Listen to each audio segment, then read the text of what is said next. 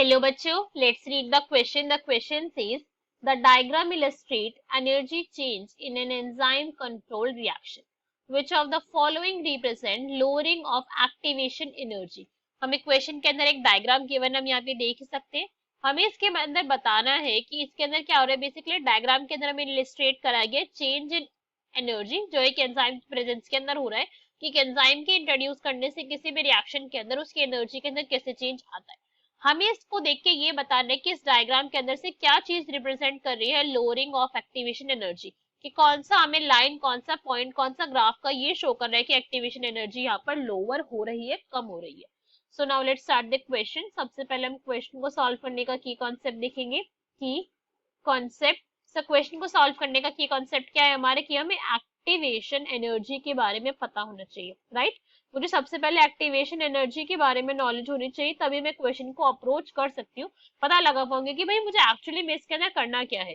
सो अगर मैं activation energy की बात करूं कि एक्टिवेशन एनर्जी क्या होती है, एक्टिवेशन एनर्जी बेसिकली क्या होती है, ये एनर्जी है.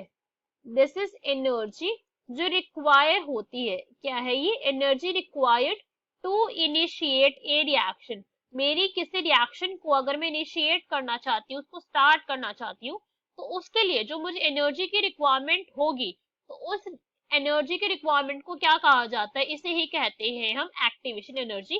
कि भाई अगर मैंने इस रिएक्शन को 50 किलो जूल, 10 किलो जूल कितनी भी एनर्जी दे दी, तब जाके जो रिएक्शन है वो मेरी इनिशिएट होगी, स्टार्ट होगी. अगर हम यहाँ पे ग्राफ को ऑब्जर्व करें तो यहाँ पे क्या हो रहा है कि हाईएस्ट पीक बन रहा है जहां से रिएक्टेंट जो है वो मेरा प्रोडक्ट के अंदर उसने फॉर्मेशन स्टार्ट कर दिया. तो इस स्टेट को हम कहते हैं transition state. Transition state, transition state के आए बिना जो कोई भी रिएक्टेंट है वो प्रोडक्ट के अंदर चेंज नहीं हो सकता है. ये पॉइंट हम यहाँ पे समझ आया. अब यहाँ पे अगर हम देखें तो ये जो Z है मेरा, ये Z क्या है, दिस इज एक्चुअली में एक्टिवेशन एनर्जी. कि भाई मुझे मेरे रिएक्शन को इतनी एनर्जी देनी पड़ी, इतनी मिनिमम एनर्जी मुझे इसको प्रोवाइड करनी पड़ी ताकि जो रिएक्शन है वो मेरी स्टार्ट हो जाए. ठीक है, तो ये मेरी क्या हो गया, एक्टिवेशन एनर्जी हो गई फर्स्ट केस के अंदर. बट अगर यही मैं सेकंड ग्राफ के अंदर देखूं, जो डॉटेड लाइन वाला छोटा वाला ग्राफ है, तो मुझे इस पे यहाँ पे बहुत थोड़ी सी एक्टिवेशन एनर्जी देनी पड़ी, सिर्फ इतनी सी E82, और मेरी रिएक्शन क्या हो गई, स्टार्ट हो गई, जनरेट हो गई, इजिली कैरी फॉरवर्ड हो गई और प्रोडक्ट की फॉर्मेशन हो गई. तो मैं यहाँ पे क्या कह सकती हूँ कि जो मेरी EA एनर्जी है वो अनकैटालाइज्ड रिएक्शन है. कैसी है वो, अनकैटालाइज्ड रिएक्शन है, या फिर मैं बोल सकती हूँ कि एंजाइम्स के एब्सेंस में वो रिएक्शन हो रही है, इसलिए मुझे यहाँ पे एक्टिवेशन एनर्जी ज्यादा देनी पड़ रही है. मगर अगर मैं EA2 की बात करूँ तो ये कैसी रिएक्शन है, this is catalysed reaction. Catalyse का क्या मतलब हो गया कि यहाँ पे एंजाइम प्रेजेंट था और इस एंजाइम की प्रेजेंस ने क्या कर दिया, इसने लोअर करवा दी एक्टिवेशन एनर्जी को, कि भैया मुझे ज्यादा एक्टिवेशन एनर्जी प्रोवाइड नहीं करवानी पड़ेगी, जो मेरा रेट ऑफ रिएक्शन है, मेरी रिएक्शन के होने का जो रेट है वो अपने आप कैसा हो गया है, वो फास्टर हो गया है, वो इंक्रीज हो गया. इसी वजह से एक्टिवेशन एनर्जी की जो अमाउंट थी वो रिड्यूस हो गई.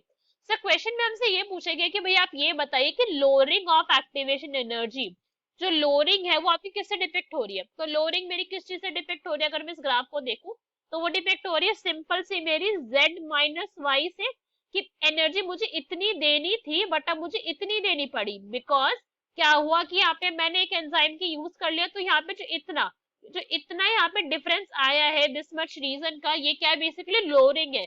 कि जो मेरी Z अमाउंट की मुझे जो ज्यादा वाली एनर्जी प्रोवाइड करवानी थी वो कम से भी काम चल गया.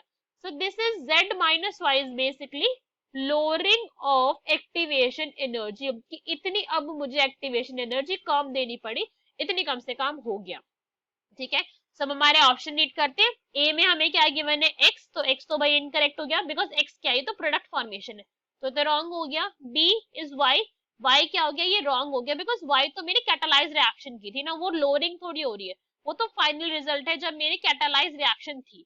Z, ये क्या हो गया, ये भी इनकरेक्ट हो गया, बिकॉज वो अनकैटालाइज रिएक्शन का था. Z माइनस वाई, ये हो गया मेरा करेक्ट आंसर, बिकॉज यही क्या एक्चुअली में शो कर रहा है, लोअरिंग ऑफ एनर्जी को शो कर रहा है, डिपेक्ट करवा रहा है कि यहाँ पे डिफरेंस कितना आया जिसकी वजह से मेरी एनर्जी जो है वो लोअर हो गई है. So D is our correct answer. Hope you understood it well. Best of luck. Thank you.